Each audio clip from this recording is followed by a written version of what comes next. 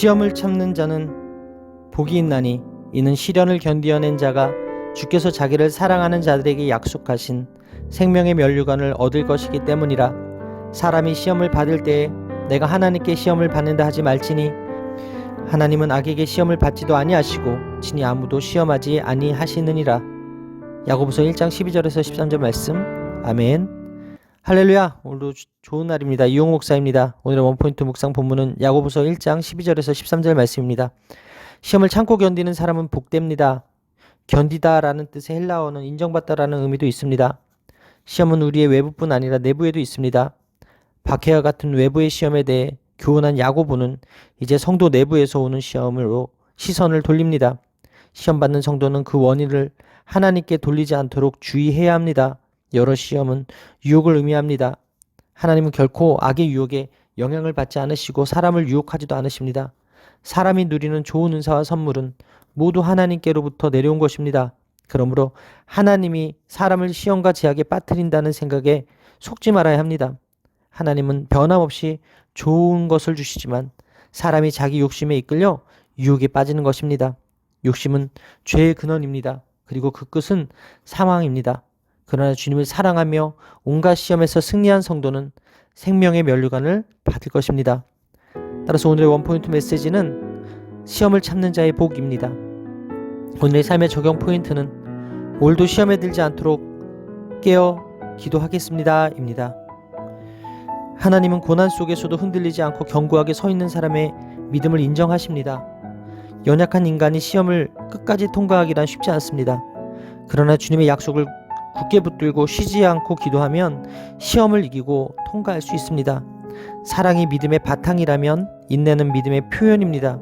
주님을 사랑하기에 시험을 견디는 믿음의 사람은 약속된 생명의 면류관을 상급으로 받습니다.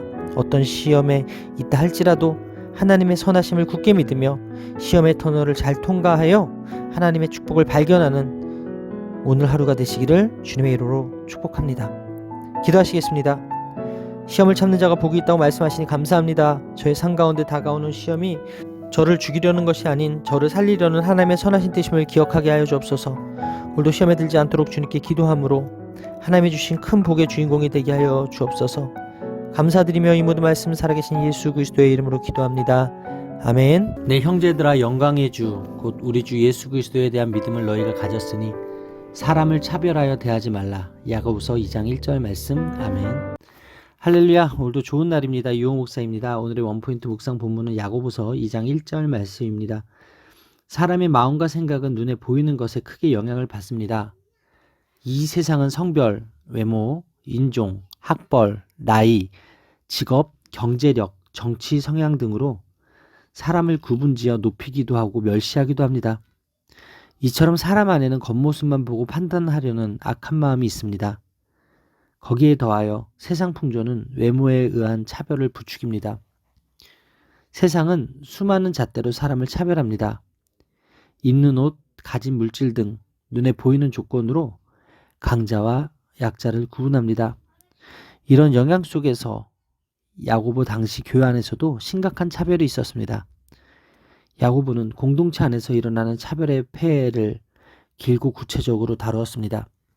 왜냐하면 차별이 공동체를 서서히 병들게 하기 때문입니다. 야고보는 차별의 나쁜 점을 여러 가지 근거를 제시하며 설명합니다. 화려하게 치장한 부자에게 좋은 자리를 권하고 남루한 차림에 가난한 자는 홀대하는 일이 야고보 당시 교회 안에 있었습니다. 주님은 사람을 외모로 취하지 않으시듯 성도는 사회적 지위나 재산 등 겉으로 드러나는 조건으로 사람을 판단해서는 안 됩니다. 또한 부자가 가난한 자를 압제하는 행위도 주님의 성품과 상충됩니다. 차별은 하나님 반대편에 서는 행위입니다. 하나님은 친히 가난한 자들을 택하셔서 부요한 믿음을 주시고 약속하신 나라도 상속받게 하셨습니다. 따라서 차별은 간과할 수 없는 큰 죄악입니다. 그 자체가 하나님을 대적하는 행위입니다.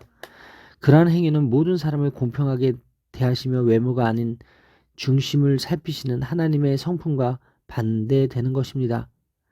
하나님의 차별 없는 은혜로 구원받은 성도는 마땅히 차별 없는 사랑을 베풀어야 합니다. 그리스도인들은 사람을 차별하여 대하지 말아야 합니다. 그 이유는 예수님을 믿는 믿음을 가졌기 때문입니다. 예수님은 신분이 높은 사람만을 위해 희생하지 않으셨습니다. 가난한 자, 소외된 사람을 위해서도 죽으셨습니다. 예수님이 차별하지 않으셨는데 예수님을 믿는 자가 외적인 조건으로 평가하는 것은 모순입니다. 그리스도인이 사람을 차별하여 대하지 않을 때 믿음의 진실성이 드러납니다. 따라서 오늘의 원포인트 메시지는 차별하지 말라입니다. 오늘의 삶의 적용 포인트는 차별하지 않고 수용하는 그리스도인이 되겠습니다입니다. 그리스도는 수용하는 사람입니다. 예수님은 인간이 만들어 놓은 수많은 차별과 맞서 싸우셨고 하나님 백성을 대하는 자세를 삶으로 보여주셨습니다. 믿음 안에 있는 모든 성도는 한 분 하나님을 아버지라 부르는 형제자매입니다. 그러므로 어떤 차별도 만들지 않도록 주의해야 합니다. 건강한 공동체는 주님의 선한 생각에 지배를 받습니다. 우리는 주님의 마음으로 다른 이들을 차별하지 말고 차별받는 자들에게 긍휼을 베풀어야 합니다. 하나님을 향한 사랑만 가지고 있다면 다 받아주어야 합니다. 이것이 하나님 편에 서는 것입니다. 성도는 하나님의 성품을 닮은 자로서 만나는 모든 사람을 긍휼과 사랑으로 대해야 합니다. 오늘도 차별하지 않고 수용하는 저와 여러분들의 삶이 되기를 바랍니다. 기도하시겠습니다. 하나님, 이웃을 사랑하기보다 판단하고 차별하며 간음하기 바빴던 제 어리석음을 회개합니다. 제 마음의 물질이나 나이나 신분에 갇히지 않고 차별과 편견 없이 주님의 이름으로 사랑하게 하여 주옵소서. 가난한 심령을 풍성한 긍휼로 채워 함께 하나님의 복을 누리는 아름다운 공동체가 되게 하여 주옵소서. 이 모든 말씀 살아계신 예수 그리스도의 이름으로 기도합니다. 아멘. 죽은 것 같이 행함이 없는 믿음은 죽은 것이니라. 야고보서 2장 26절 말씀. 아멘. 할렐루야. 오늘도 좋은 날입니다. 이용 목사입니다. 오늘의 원포인트 묵상 본문은 야고보서 2장 26절 말씀입니다. 성경에서 말하는 믿음은 명사이지만 그 의미는 동사라고 할 수 있습니다. 믿음에는 구제하고 나누며 섬기며 전도하는 등 움직이는 삶이 수반되기 때문입니다. 당시 교회 안에는 먹을 것과 입을 것이 없어 고통을 겪는 성도가 적지 않았습니다. 이들을 외면한 채 자신의 부와 믿음을 자랑하는 사람이 있다면 그의 말은 헛될 뿐입니다. 야고보는 이처럼 행함 없는 믿음은 죽은 것이라고 지적합니다. 행함만으로 믿음의 유무를 판단하는 것은 위험합니다. 대체로 구원에 이르는 믿음은 삶에서 극적 변화를 일으키고 말씀대로 살게 하는 힘을 줍니다. 야고보는 오늘 본문에서 행함 없는 믿음이 아무 유익이 없음을 강조합니다. 믿음에 따라 오는 행함은 보이는 것으로서 믿음의 진실성을 판가름합니다. 즉 믿음의 진보는 행함으로 드러냅니다. 야고보는 행함이 없는 믿음을 죽은 믿음으로 정의하며 지식에만 머무르는 믿음은 귀신도 갖고 있다고까지 말했습니다. 행함이 없으면서 믿음이 있다고 생각하는 사람이 얼마나 허탄한 사람인지 꼬집어 말한 것입니다. 우리의 믿음이 그리스도를 아는 것으로 시작해서 그리스도처럼 사는 것으로 이어질 때 하나님이 인정하시는 살아있는 믿음이 됩니다.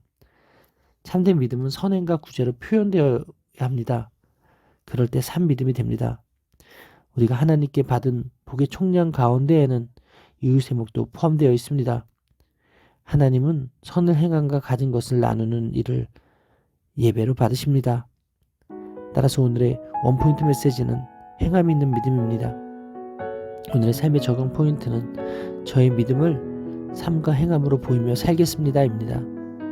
성도는 단순한 입술의 고백이나 머리로 이해하는 지식의 차원을 넘어 행함으로 참된 믿음을 증명하는 삶을 살아야 합니다. 믿음에 따라 말씀대로 살아가는 것이 쉽지만은 않습니다. 죄의 본성을 거슬러 하나님의 거룩한 뜻에 맞게 내 뜻을 조정해야 하기 때문입니다. 하지만 나를 위해 십자가를 지신 그리스도를 기억하며 죄와 이기심에서 떠나기로 결단합시다. 아브라함이 믿음의 행함으로 하나님께 인정받았으며 라합은 행함이 수반되는 믿음으로 자신과 가족을 구했습니다. 믿음은 행함과 함께 열매를 맺습니다. 참된 믿음으로 하나님과 사람들에게 기쁨이 되시기를 바랍니다. 기도하시겠습니다. 하나님, 제 믿음이 머릿속에만 쌓여있고 입술에만 머물러 있는 죽은 믿음으로 살고 있는 것은 아닌지 점검하게 하시니 감사드립니다. 나눌 수 있는 복이 없어서가 아니라 배꼽을고 싶은 마음이 부족해서 행하지 못한 저를 용서하여 주옵소서. 믿음의 실체를 행함으로 순종과 사랑의 결실이 일평생 이어지게 하여 주옵소서. 이 모든 말씀 살아계신 예수 그리스도의 이름으로 기도합니다. 아멘. 혀는 곧 불이요 불의 세계라. 혀는 우리 지체 중에서 온몸을 더럽히고 삶의 수레바퀴를 불사르라니 그 사르는 것이 지옥불에서 나느니라. 야고보서 3장 6절 말씀. 아멘. 할렐루야. 오늘도 좋은 날입니다. 이용호 목사입니다. 오늘의 원포인트 묵상 본문은 야고보서 3장 6절 말씀입니다. 말과 인격은 밀접한 관련이 있습니다. 입술의 열매로 한 개인의 도덕성을 짐작할 수 있기 때문입니다. 야고보는 말을 통해 행함과의 관계에 대한 원리를 밝히고 있습니다. 야고보는 현란한 말로 자신의 지혜와 총명을 자랑하는 사람에게 그것에 어울리는 선행과 행함을 보이라고 요구합니다. 야고보는 말에 실수가 없으면 행함을 완성한 것, 즉 온전함에 이르는 것이라고 선포합니다. 말은 모든 행동을 통제하고 조종하는 힘을 가진 가장 영향력 있는 행함입니다. 또한 말은 실수하지 않기가 가장 어려운 행함입니다. 제 아무리 훌륭한 인격을 가진 사람이라도 말에 실수가 없기란 불가능합니다. 마부는 말의 입에 재갈을 물려 말의 온몸을 제어하고 사공은 배의 작은 키를 움직이면서 원하는 방향으로 배를 운행합니다. 혀는 몸의 작은 일부이지만 가공할 만한 파괴력을 가지고 있어 온몸을 더럽히기도 하고 인생을 통째로 파멸의 불구덩이에 던져버리기도 합니다. 혀의 말 한마디로 오해가 생기고 분노가 생기고 오랜 관계가 깨지기도 합니다. 심지어 말이 큰 분노를 일으켜 살인이 벌어지기도 합니다. 그리스도의 사랑으로 하나가 되어야 할 교회 공동체가 말로 인해 분열되고 갈라지는 일도 있습니다. 말에 이러한 파괴력이 있기 때문에 마부가 말의 재갈을 물리거나 사공이 배의 키를 다루듯이 우리의 혀는 제어하고 다스리며 실수를 경계해야 할 필요가 있습니다. 그것은 죄와 악의 씨앗인 욕심뿐만 아니라 믿음의 씨앗에서도 그대로 적용되는 원리입니다. 작은 불씨와 같은 말이 입을 통해 나올 때 그것은 불의 세계를 이룰 수도 의의 세계를 이룰 수도 있습니다. 믿음의 행함은 마음속 작은 믿음의 씨앗을 싹 틔우고 열매 맺게 합니다. 긍정의 말은 부정적 생각과 감정을 몰아내고 긍정적 행동을 이끌어내기도 합니다. 마음에 내키지 않는 상황 속에서도 먼저 감사와 용서와 사랑의 말을 하는 것은 그래서 중요하다는 교훈을 얻게 됩니다. 따라서 오늘의 원포인트 메시지는 혀의 영향력입니다. 오늘의 삶의 적용 포인트는 혀의 영향력을 깨달아 말을 조심하겠습니다 입니다. 혀는 크기가 작지만 너무나 큰 영향력을 가지기에 조심히 다루어야 할 도구입니다. 어떻게 사용하느냐에 따라서 천냥빚을 갚기도 하며 숲을 몽땅 태우기도 하기 때문입니다. 혀는 공동체를 세우기도 하고 허물기도 합니다. 하지만 우리 중 그 누구도 혀를 능히 길들일 수 있는 사람은 없습니다. 이 위험한 지체를 다스릴 수 있는 분은 하늘의 지혜를 주시는 주님뿐입니다. 혀를 길들이는 일은 성령의 도움, 오직 위로부터 오는 지혜가 있어야 가능합니다. 성령께서 혀를 제어해 주셔야 합니다. 하나님이 누구인지 아는 겸손, 지혜의 온유함이 있는 사람은 시험 속에서도 화평과 성결과 간용과 긍휼의 말과 행동을 통하여 의의 열매를 맺고 온전한 믿음을 이룰 수 있습니다. 오늘도 성령의 능력을 의지하여 영혼을 살리는 일에 혀를 사용하고 지나는 길목마다 하나님의 영광을 드러내며 사람 살리는 사역을 감당하는 저와 여러분들의 삶이 되시기를 바랍니다. 기도하시겠습니다. 하나님, 작은 말 한마디가 관계와 인생을 불사를 수도 있음을 깨닫게 하시니 감사합니다. 너무 쉽고 무책임한 말을 내뱉는 말의 습관을 제해버리고 순전하고 온유한 입술로 사람을 살리는 말을 하며 살게 하여 주옵소서. 저희 힘으로는 할 수 없사오니 오늘 이 시간 성령께서 저의 혀를 사로잡아 주옵소서. 지나는 길목마다 그리스도의 사랑과 화평을 심는 하나님의 자녀로 살게 하여 주옵소서. 이 모든 말씀 살아계신 예수 그리스도의 이름으로 기도합니다. 아멘. 앞에서 낮추라 그리하면 주께서 너희를 높이시리라. 야고보서 4장 10절 말씀. 아멘. 할렐루야. 오늘도 좋은 날입니다. 이용호 목사입니다. 오늘의 원포인트 묵상 본문은 야고보서 4장 10절 말씀입니다.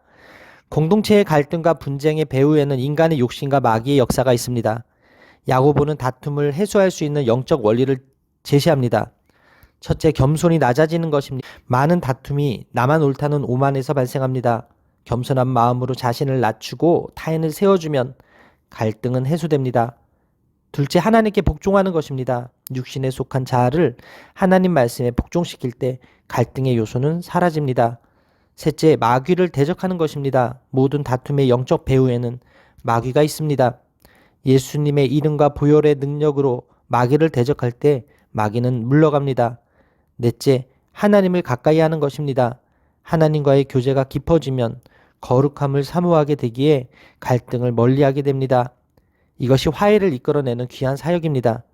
하나님은 당신 앞에서 높아지는 자를 대적하시는 반면 낮아지는 자에게 은혜를 베푸시며 그를 크게 높여주십니다. 하나님을 가까이 하는 사람은 겸손한 마음과 태도를 유지하려고 노력합니다. 왜냐하면 하나님이 교만한 자들을 대적하시고 겸손한 자들에게 은혜를 주시기 때문입니다. 하나님을 가까이 하는 사람은 하나님이 주시는 은혜 없이는 살 수 없다고 고백하며 하나님께 나아가는 자들입니다. 그들은 하나님의 은혜를 받기 위해 언제든지 자기 일을 낮추기를 기뻐합니다. 이렇게 자기를 낮추는 사람들을 향한 하나님의 놀라운 약속이 있습니다. 하나님이 그들을 높여주신다는 것입니다. 대부분 사람들은 높은 자리를 추구하면서 학식과 지위를 얻으려고 노력하고 때로는 정당치 못한 방법까지 동원하여 자신이 원하는 지위에 도달하기도 합니다. 하지만 참된 영예는 하나님이 주시는 것입니다. 하나님만을 의지하는 겸손한 마음을 구하면 하나님이 높여주신다는 것입니다. 유명한 신학자 플리처는 한 신학생에게 사람들에게 영향력 있는 사역자가 되는 방법에 대한 질문을 받았습니다. 그때 플리처 박사는 자신을 영국에서 가장 보잘것없는 존재로 여기는 겸손한 마음을 갖는다면 하나님이 그를 통해 일하실 것이라고 대답했습니다. 우리도 하나님만 의지하는 겸손한 자로 바로 서야 합니다. 따라서 오늘의 원포인트 메시지는 평생 닮아가야 할 주님의 원리입니다. 오늘의 삶의 적용 포인트는 만나는 모든 사람에게 겸손하게 낮추며 섬기겠습니다입니다. 하나님을 가까이 하는 삶이 부르심에 합당하게 겸손하게 낮추는 삶입니다. 성도는 하나님을 가까이 하고 세상을 멀리하는 사람들입니다. 하나님은 거룩하신 분이시기에 그분을 가까이 따르는 자들 역시 자신의 마음을 욕심 없는 성결함과 겸손으로 채워야 합니다. 성결함과 겸손은 우리가 평생 닮아가야 할 주님의 마음입니다. 세상 욕심에 빠져 살면 정욕에 이끌릴 수밖에 없습니다. 내 안에 욕심이 꿈틀거릴 때 하나님께로 돌이켜야 합니다. 욕심의 주범이 되는 마귀를 말씀으로 대적해야 합니다.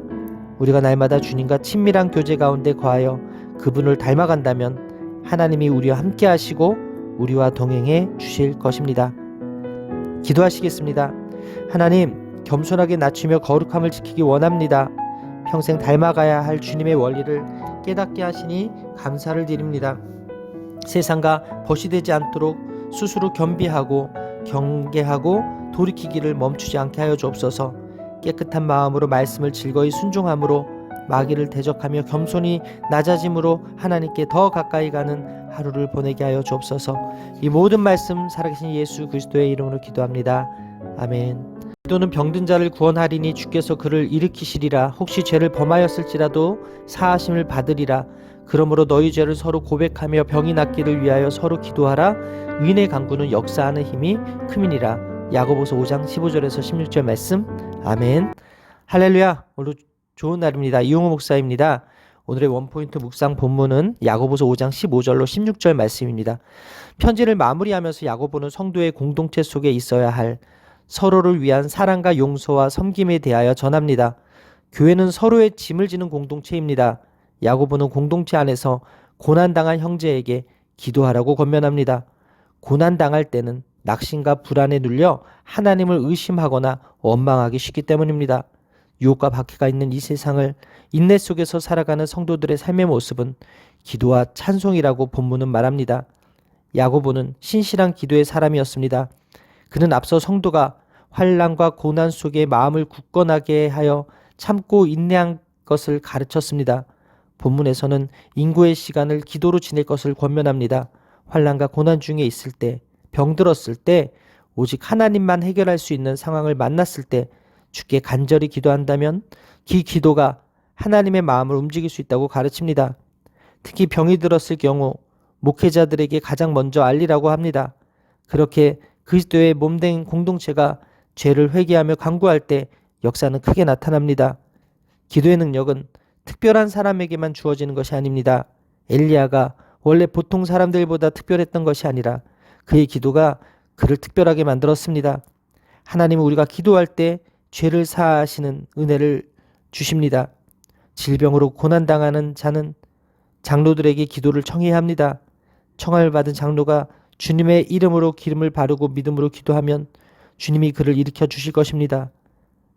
죄로 인한 질병이라면 공동체에서 죄를 고백하는 것이 필요할 수도 있습니다. 엘리야 선지자의 예는 기도 응답의 대표적인 사례입니다. 예수님을 믿고 하나님께 의롭다 하심을 얻은 성도의 간구는 역사하는 힘이 큽니다. 때로 공동체를 떠나가거나 더 나아가 공동체가 그곳에 속한 개인에게 해를 끼친 형제도 궁휼함으로 회개해야 할 수 있도록 애쓸 것을 권면하고 있습니다.